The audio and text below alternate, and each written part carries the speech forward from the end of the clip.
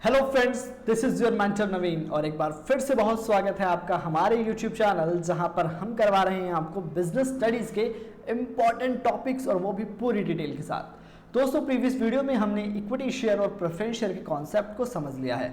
इस वीडियो में हम बात करने वाले हैं difference between equity and preference shares. इन दोनों ही शेयर्स में किस तरह के डिफरेंसेस हैं, आइए एक नज़र उस पर डाल लेते हैं। तो दोस्तों, बेसिस ऑफ डिफरेंस की अगर हम बात करें तो बेसिस ऑफ डिफरेंस हमारे सामने है और इस बेसिस ऑफ डिफरेंस के बाद इक्विटी शेयर और प्रेफरेंस शेयर के दोनों कॉलम्स को हमने रख रखा है।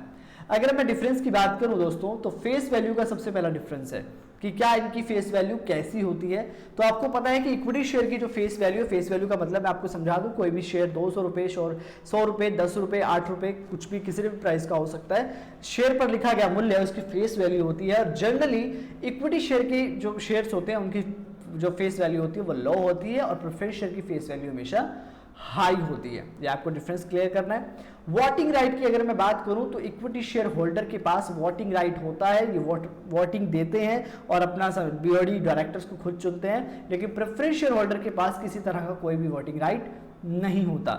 अगर मैं बात करूं रिफंड ऑफ कैपिटल की, पैसा वापस आने की अगर मैं दोस्तों बात करूं तो मैंने आपको थोड़ी देर पहले भी यही चीज पिछली वीडियो में क्लियर की थी कि इक्विटी शेयर होल्डर ऐसे होल्डर्स होते हैं जिनको पैसा पूरे क्लेम के बाद, अगर कंपनी वाइंड अप में जा रही है तो कंपनी के समापन की दशा में सब पैसा सब क्लेम हो जाने के बाद अगर पैसा बचता है तो उसकी payment capital equity share holder को दी जाती है। लेकिन प्रेफरेंस शेयर के केस में ऐसा नहीं है दोस्तों। अगर किसी कंपनी का वाइंड अप होता है तो इस वाइंड अप की कंडीशन में प्रेफरेंस शेयर होल्डर को उनका पैसा मिल जाता है। हम बात करते हैं अगले डिफरेंसेस की। तो अगला डिफरेंसेस का आधार है वो है रिडम्पशन, शोधन। पहले मैं रिडम्पशन के बारे में आपको बता दूं। हम मान लीजिए हमने लॉन्ग टर्म के 10 साल के लिए इस शेयर को दिया है और पैसा किसी जनता से ले रखा है। इक्विटी शेयर होल्डर और प्रेफरेंस शेयर के होल्डर में कंडीशन ये होती है, शोधन का यह मतलब ये है कि एक समय अवधि के बाद, एक टाइम पीरियड पूरा हो जाने के बाद आप अपने शेयर्स वापिस ले लेते हैं और उस पर्सन को, उस मेंबर को, उसका पैसा होल्डर को वापिस दे दिया जाता है। इस कंडीशन, इस प्रोसेस को बोलते हैं रिडम्पशन। लेकिन सबसे बड़ी बात यह है कि इक्विटी शेयर के कॉन्सेप्ट में रिडम्पशन की कोई जगह नहीं है। It mean that equity share holder कभी भी अपने शेयर वापस देकर के पैसा वापस नहीं लेते हैं। यहां रिडम्पशन जैसा कोई कॉन्सेप्ट देखने को नहीं मिलता।